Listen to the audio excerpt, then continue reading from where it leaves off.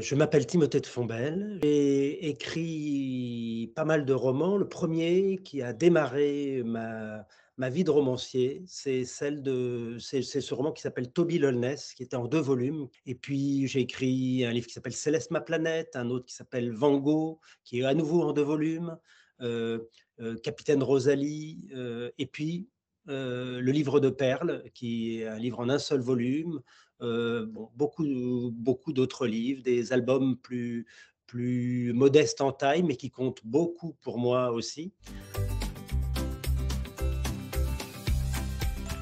Alors, je n'ai jamais participé à un concours de ce genre-là, et plus je découvre ce concours des mots en or, plus je me dis que c'est pourtant le concours auquel j'aurais aimé participer quand j'étais au collège, quand j'étais au lycée, heu, parce que j'étais déjà passionné par la langue, par les mots, par l'écriture, par la lecture, et que j'aurais adoré, être dans un concours comme celui-là. Donc voilà, je rattrape en rentrant dans ce jury des mots en or. Les mots, alors moi, c'est mon outil de travail, c'est la matière première de ce que je fais tous les jours en me réveillant le matin pour raconter des histoires. Mon outil pour les raconter, ce sont les mots.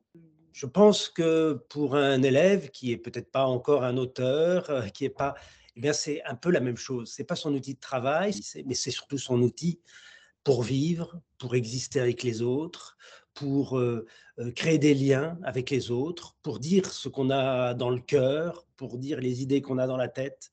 Et donc, je pense que c'est indispensable. Alors, on peut se débrouiller avec peu de mots, hein, c'est comme un bricoleur qui a peu d'outils, mais quand on en a beaucoup, tout devient plus facile.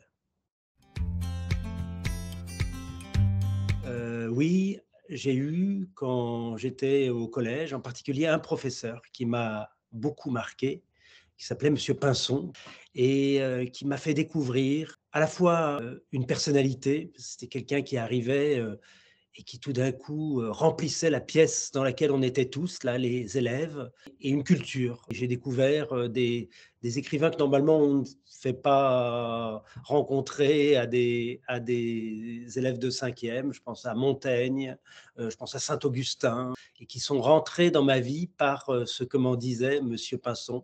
Et puis, les mots encore, la précision des mots, les mots qui tranchent, et voilà, donc un grand merci à monsieur Pinson. Je pense à 3 pays dans la francophonie dans lesquels j'ai vécu. Quand j'étais tout petit, j'ai vécu au Maroc, j'ai vécu en Côte d'Ivoire plus tard, et puis au Vietnam, qui est un pays qui est membre de la francophonie, même si c'est pas tout à fait la même francophonie. Et puis, je revis beaucoup en ce moment dans la francophonie parce que j'écris une histoire qui se passe dans les Caraïbes, et que là aussi, il y a une langue française particulière.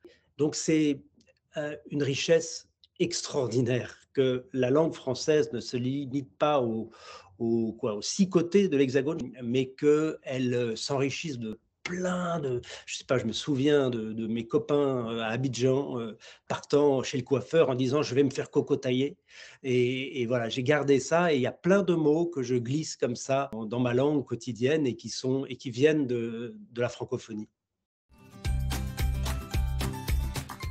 Je vais dire le mot fragile. Le mot fragile, il y a quelque chose d'abord dans la sonorité de ce mot qui est déjà une partie de la définition. Il y a quelque chose qui se casse à l'intérieur de ce mot fragile, et dans son sens, c'est un mot qui me touche parce que pour moi, toute la beauté du monde est dans sa fragilité, dans le fait qu'il soit pas éternel. On en est bien conscient en ce moment, et j'espère que dans tous mes livres, je parle de cette fragilité-là. Puis j'aime bien l'idée que ce soit un adjectif, parce que l'adjectif, il peut venir se coller comme un coquillage sur tous les noms qui existent, et c'est un mot qui se promène, un adjectif, c'est un mot qui vient rendre la vie un peu plus intense, un peu plus belle, et parfois un peu plus fragile.